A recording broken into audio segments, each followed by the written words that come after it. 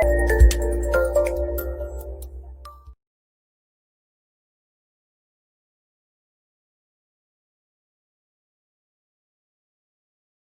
afternoon.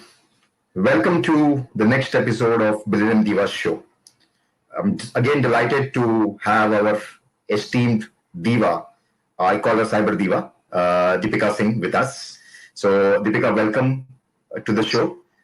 And really, again, excited for you to join us and spend your valuable time, but not only valuable time, but your valuable inputs on a very critical topic that we are going to discuss today, which is called UPI frauds and the evolving modus operandi. So, before we start on that, let me quickly reintroduce our guest diva speaker today, Ms. Deepika Singh. She is currently the co-founder of DeepSights, a cyber intelligence and digital auditing firm, and a mentor at SOSV and Accelerator VC. She's also the recipient of the fellowship from the government of Maharashtra and was deputed to the Maharashtra Cyber Police Department and the Press Department during her tenure. Ms. Singh started out as an entrepreneur in her field of mobile and web development, particularly concentrating on the instant version, which is the utilization of apps without installations, right? Then she dwelled deep into data security, integrity, data reputation, and she shifted towards working with the state and the federal agencies in the field of cybersecurity. And she was also majorly involved in investigating cases related to digital infrastructure glitches, data breaches, monitoring the dark web activities, open source intelligence, mitigation of zero-day vulnerabilities. And she's also been a part of the drafting team for the amendment to the IT Act and the Data Retention Bill in consultation with the stakeholders involved, especially focusing on intermediary liabilities, and is well versed with the data privacy law and their enforcement from a security point of view. So that's about our diva, Deepika Singh. So welcome to the show, Deepika, once again. Thank you so much. Thank you so much. So when we talk about, which is today's topic of how, people can understand the UPI frauds, right? Because most of the payments are now happening over the web or on the mobile, right? So my first question to you is, what are the different types of UPI frauds that have come into play on multiple applications? So first of all, thank you so much for having me here, and I hope the users enjoy the last talk. Particularly with respect to UPI frauds, although we are terming them only as UPI frauds, they are multiple money frauds where people are defrauded of the money through various apps, through various websites, through various fake websites as well. Sometimes it also comes because of e-commerce purchase options and many such instances that are there. I'll first start with where it started at all. So there is this particular feature on OLX websites. I hope I'm allowed to take the brand name on the top. Yeah, it's a great way to have present case studies. Yes. So it first started on OLX websites where people used to post about their second-hand goods, and they used to be contacted by one particular person posing especially as an army man or as a person from the forces. Why this was done was to establish trust that, oh, okay, I come from this pedigree, and that is the reason you should trust me. Then the person would go on to say that I am really interested in buying this and this object, and I'm really eager, let's complete the payment as soon as possible. The person on the other end would be a little surprised and intrigued as to a sale does not happen so easily. There has to be multiple conversations, even if we are talking about a 1,000 rupee table. Despite that, the victim or the seller on the other side used to initiate the conversation, start transacting as well, sharing their bank details, etc. At that particular time, the concept of the UPI pins or the concept of sharing your OTP was a little blurry because people had not come across such kind of crimes. So obviously, there was no such mass advisories also initiated. In fact, I myself, I have seen these crimes happening since 2007 when my father was defrauded for a credit card skimming operation that was carried out, and he had to go through eons and eons of hard work and multiple milestones in order to have his money back. And in fact, I can say that his group was one of the reason, or their efforts were one of the reasons why OTP became normal practice than a preferred practice. Interesting. Now coming back to us, OLX story, and then when the person used to contact, they used to ask them to share a particular link or to click on this particular link and share the OTP at that point. The person on the unwitting end used to innocently share the same and then get defrauded. Many a times the person used to stop at that particular transaction, but if the person or the perpetrator on the other side was a little more confident or overconfident, I might say, they would try that, oh, I'm so sorry, it got deducted by mistake, and let's make amends. Many a times in this amending story, the transactions have been debited multiple times, and the minimum ticket value would be almost 1 to 1.5 lakh per transaction. And once we dug in, this was a sort of an organized crime where all this was organized by one particular handler. That handler would target certain sets of data sets, like this is for OLX, this is for X website, this is for Y website, this is your script, this is your digital avatar. Because obviously it all has to be planned so well that it should look authentic. Authentic. So, for example, particularly with army bases, they should be based around in Pune or in Mumbai or in Delhi at this particular area. They used to attach a Facebook profile or some other profile to back up their story. That used to be really unnerving because people once, like, suppose if I am the seller, you are the seller, we will definitely go up and check a person's Facebook or LinkedIn profile just to check where the person is working. So this Right. is where it all started on to corroborate their story, to corroborate that, okay, I am representing this organization. Then once we delved deeper, we saw that the handlers had planned out everything right from the manners in which the money was circulated. Mhm. For example, I defraud you of the money today. The money, it is around 1 lakh or 2 lakh rupees, will be distributed across 10 accounts.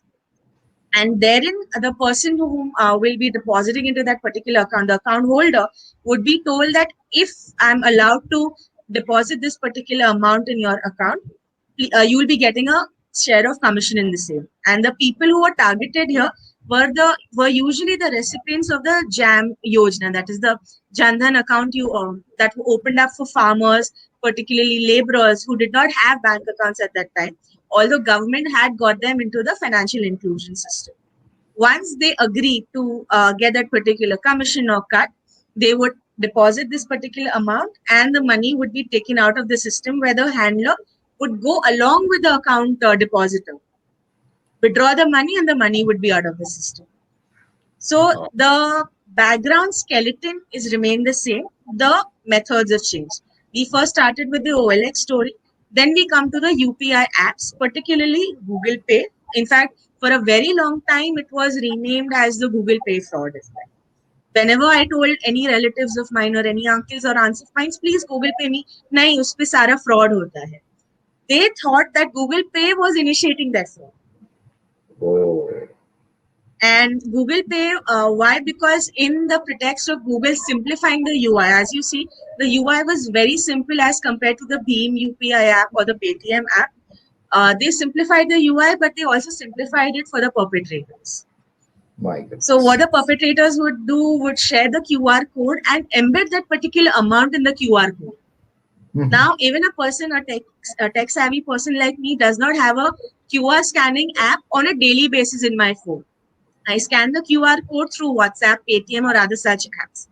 And as you see in the particular QR code, whenever it is scanned, it has got a particular address. That is the sender's name, the receiver's name, and the amount that has to be sent to the person who's requested the same. Many a times, and this is a particular practice that I have seen, it always starts with 29,500. I do not know why. I'm still getting onto the reason. Then it used to, for example, when I used to communicate with these perpetrators, I used to purposely say that I have only 5,000 rupees in my account. Then they used to go to 4,900. So this particular benchmark that they're maintaining mainly because of the targets that they've been given.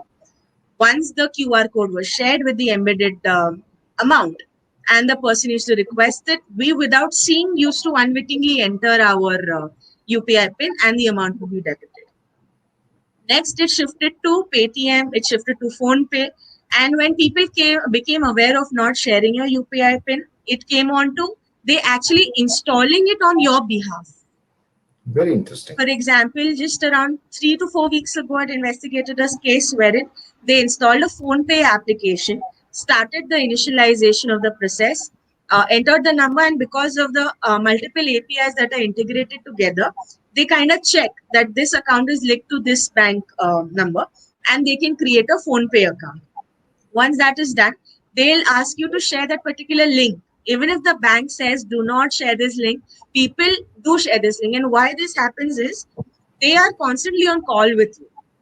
Correct. Now, if I'm talking to you and if a particular text comes, my attention span to that text will not be more than 20 to 30%.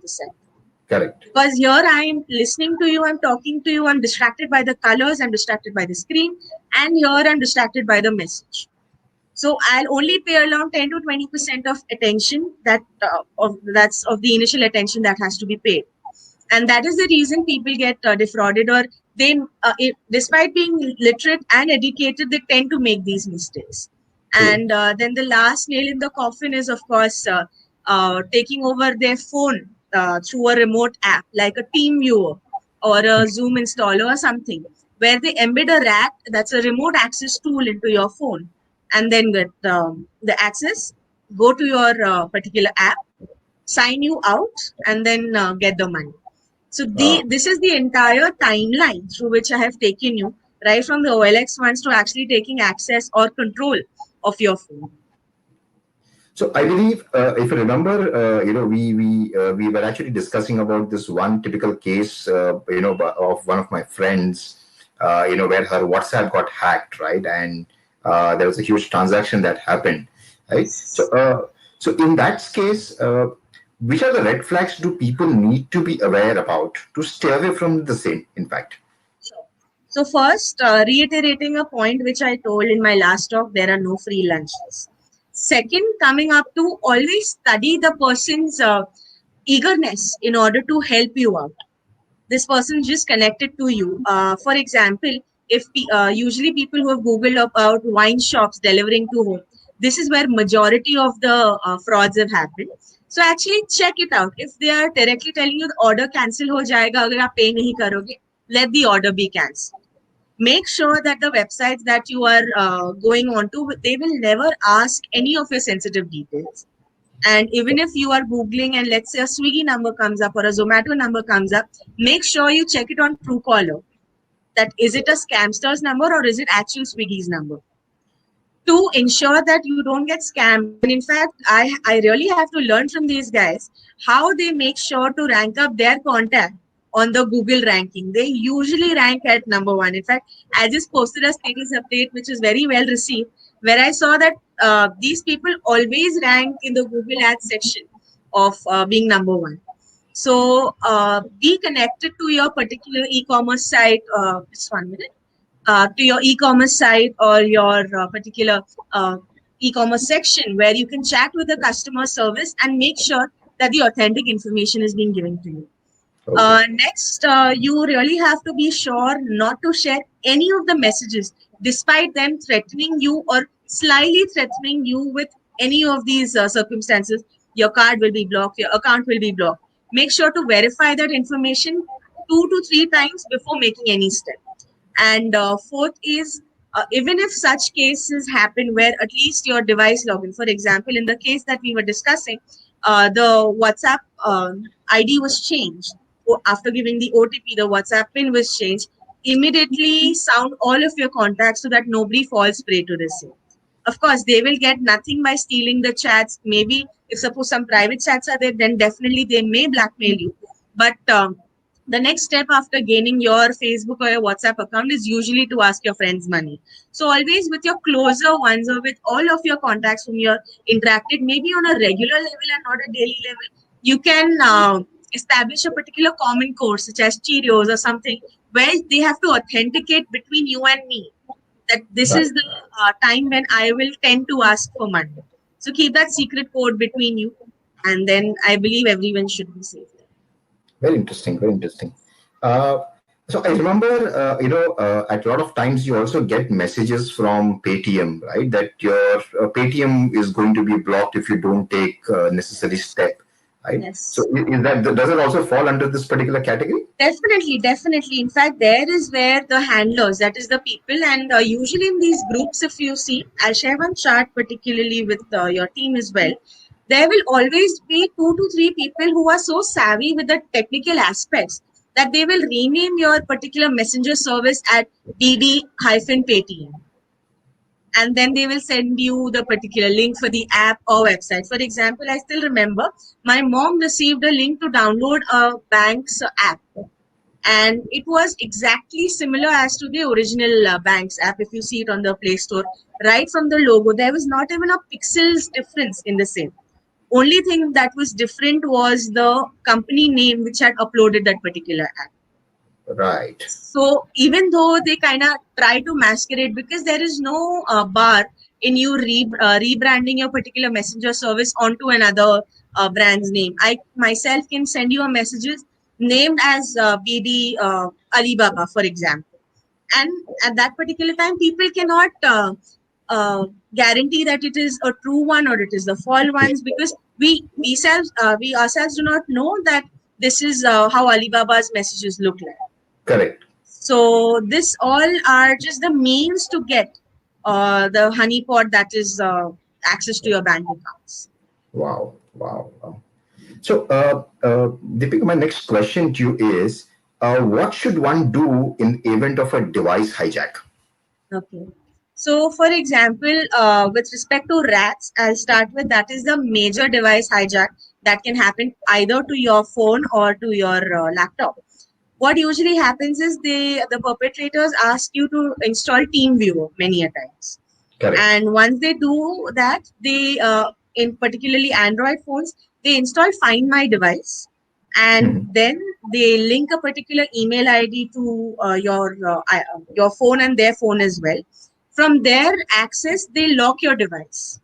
They may also erase your data, but first they have to lock your device so that you yourselves cannot enter the particular device. Correct. They only have the access to that code. And even though we have many customer service agents adhering to how to open up your phones in event of this or that, I have seen that many times it does not succeed.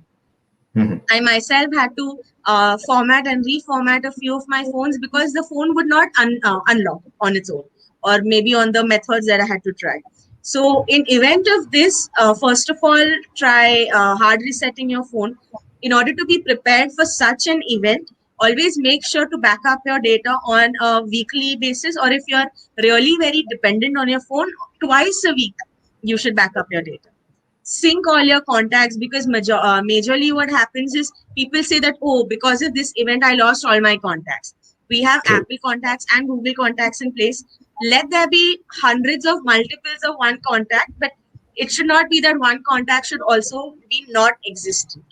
Right. So once the backup is done, you should be ready to format your phone anytime. I in fact have 3 to 4 burner phones also, where I keep on doing my cyber activities, and I'm ready that it's okay even if this phone cracks or if this phone crashes. I have my particular data backed up. And once in the event of you being locked out of your device completely, for example, we've seen many ransomware events. Back in 2019, there was a hue and cry of the WannaCry ransomware, where Right. in fact certain government accounts or government PCs were also hacked. True. In that event, be ready to actually format your hard drive, take it out, and be very in touch with your technical people, maybe at the office, maybe at home as well, in order to make sure that they do not get any amount of Bitcoin from you. This is, I'm talking about the ransomware in short. And regularly see the kind of downloads that are happening to your PCs. For example, kids these days tend to download a lot of data from torrent. Correct. Mal files may also come. Not even torrent, even if we are on the clear net, we might download some kind of adware. So True. these are the kinds of inputs through which your device can be taken over. And many a times police cannot do a thing in this because no crime has occurred here.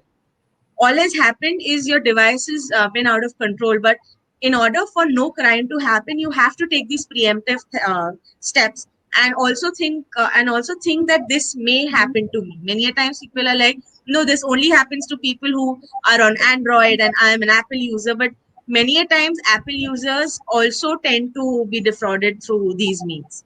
So be very alert in these kind of cases. Interesting, interesting. And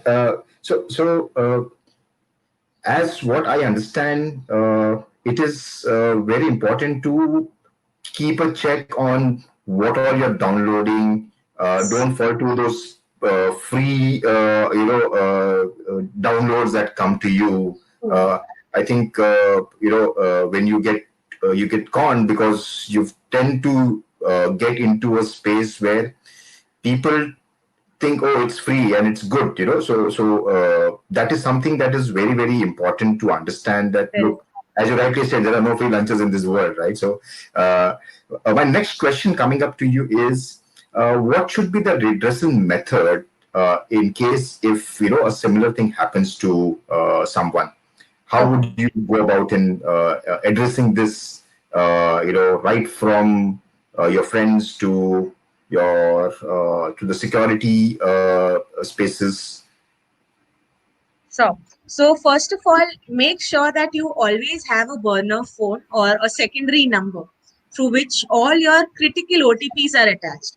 By critical, I mean maybe your, of course, WhatsApp cannot be included there, but maybe all your banking OTPs, all your social OTPs that nobody except a very few close members know about.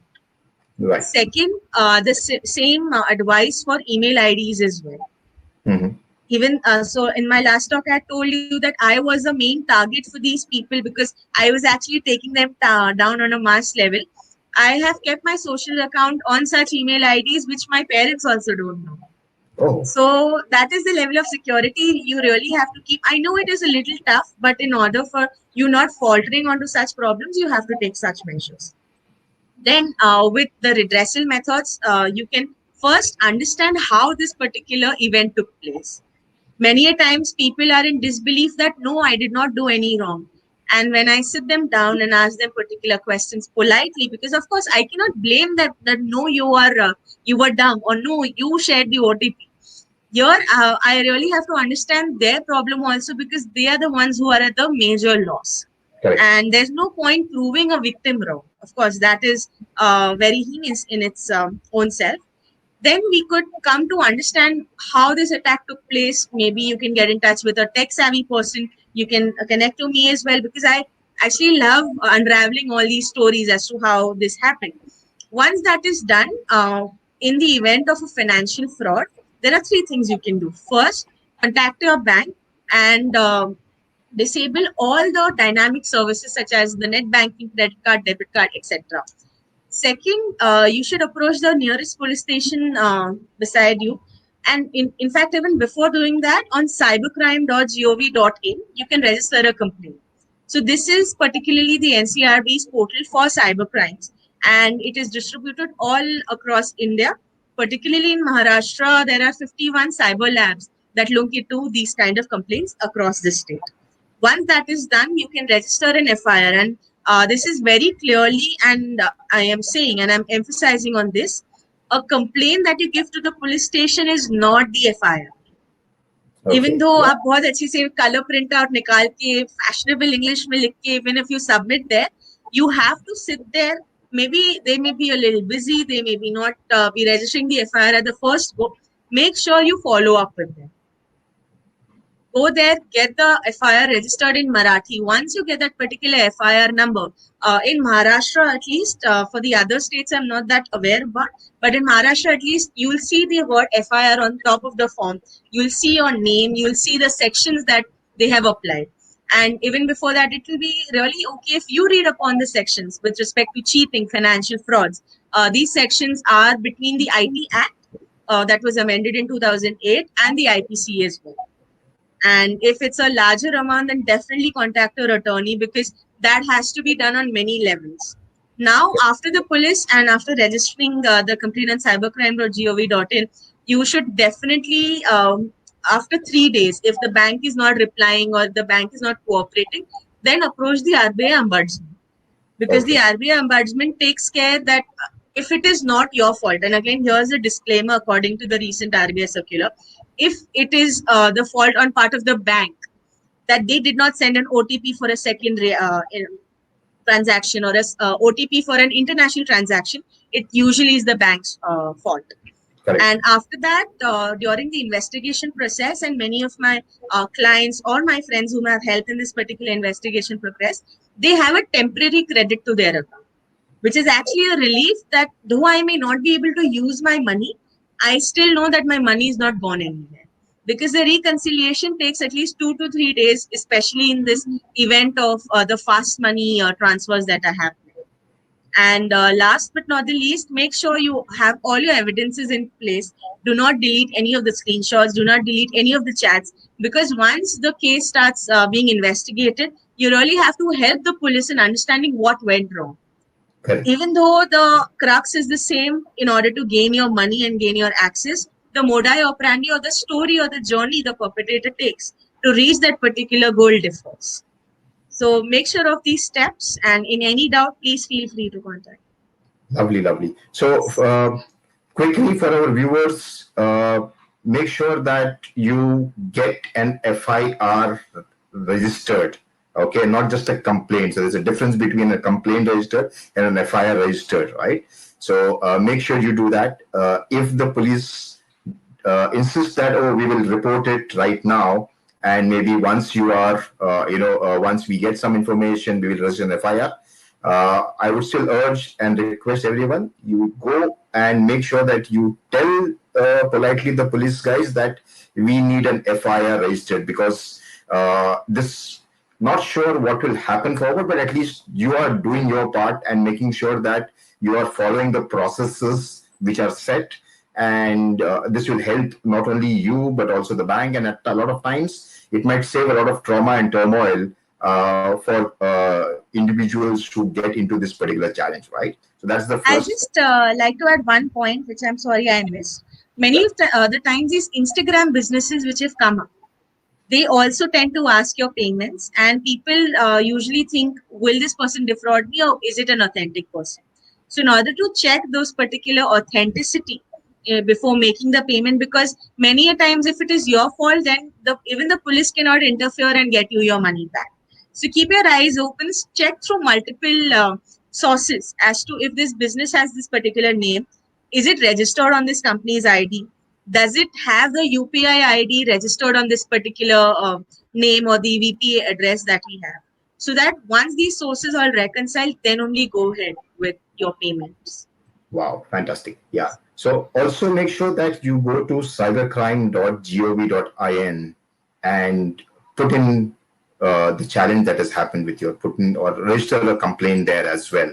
So and close all loops in terms of your banks, debit card, credit cards, all UPI payments that are happening, or and make sure that you take down every bit of information, record it with you. Don't delete the chats, is what Deepika mentioned. So thank you so much, Deepika. I think it's a wonderful information. Any tips that you still feel you would want to share with the viewers? Any last word that you would want to say to all our viewers in terms of making sure that they are safe and they adhere to all the checks and balances that you need to keep in mind if a UPI fraud happens? So although the technical tips will always be coming from my end, however, we should all remember, in order to earn that particular money, even though we've earned it or it is our parents or spouses, certain amount of hard work has definitely gone there. Or maybe to make your particular profile or Instagram or Facebook account, you also have put in a lot of hard work. You put in, maybe even if it's a small following profile, but still some amount of effort has gone. So in order to make sure that all these efforts do not go in vain and you do not go through the pain of getting the FIR registered, or maybe even the disappointment of not having your accesses back, please make sure that you take care of these steps. Do not be lazy there. As I always say, a cyber stitch in time saves you a lot of times. Lovely. So this is what we have to really take care of. In fact, as we speak, we have one of our viewers, asking this question. Normally, what happens is, people tend to fear, oh, police station jana hai. Why should you get into those hassles, right? And I think it is more of a mindset and a laziness that creeps in. Oh, it's okay. I mean, you can't do much about it. That money is gone, right? And what would be your advice to people? So first I'll say to everyone to open up the newspapers, Google upon UPI frauds Mumbai or areas around Mumbai or Maharashtra, or maybe your area, wherever you're watching about, and see in the news section as to what the police has been doing. You can follow a lot of police handles as well, where they are posting that even if there is a forgery happening or something happening, even after 2 or 3 months, the case is reconciled. See, the police was not there at the particular time or at that particular transaction level when it was happening between you and the perpetrator. So obviously, through various channels, police cannot actually go to the bank and say that give this person back its money. They have to go through a right channel. And of Correct. course, as I was mentioning about intermediary liabilities at many a times organizations do not tend to cooperate that easily or that fast because it's their brand at stake. Newspapers or media will always write this and this banks have this particular amount getting defrauded because all they want is those particular eyeballs. So Correct. that particular sentiment has definitely changed for the police. You yourself have seen that my friends who are handling the Mumbai police handle, they are doing a fabulous jobs. And even when we were handling the Maharashtra cyber account handle, we were also doing our bit in order to connect with the citizens. And if you're not getting that particular reactions, you can always approach people around in the hierarchy in order to make sure that your complaint or your voice is at least heard. We should understand that even they are at a very stressed out level where one particular, in fact, that's the ratio. For example, in the state of Maharashtra, we have a population of 12 crore and a police force of only 2 lakh. Out of that, the cyber police force will obviously be around 10 to 12,000 people. Maximum 15,000 is where you can actually take that. So compare a number like 10,000 to 12 crore and then make your decision. Won't you have been stressed in that particular position? I am many times whenever on the startup groups, whenever I write anything about the police, I'm often told that no, they are happy with the money that they get. Why don't you take away the money from the police? Why don't you make them only donate to NGOs? I always say that there are few people who are there who are convicted of certain things, but that doesn't mean that everybody in the police force is of that particular character. So sympathize with them, understand their issues as well. And even though I was also of this particular thing that police won't do anything when certain frauds which I had seen happening, once I got into the system and I saw how hard everybody was working, my particular viewpoint has changed tremendously. Fantastic. So don't have a myopic view that police does not do anything. Okay, I think we need to also respect them. That look, they're not going to get anything out of it, and they're going to help you do that, right? So that's the first part. But more important, I think what Deepika wants to say is that as a citizen, as an alert citizen, I think it is our responsibility, irrespective whether what happens next. But I think more important is at least you have done your part in reporting it and making sure that maybe in the future, even if the perpetrator might get caught or not, but at least you have done your part. So I think it is very important as an alert citizen, as an alert human being, you should do your bit in terms of making sure that you are reporting this. Let the police do their work. You don't become advocates to what's going to happen on that. So wonderful, Deepika. Really, really insightful.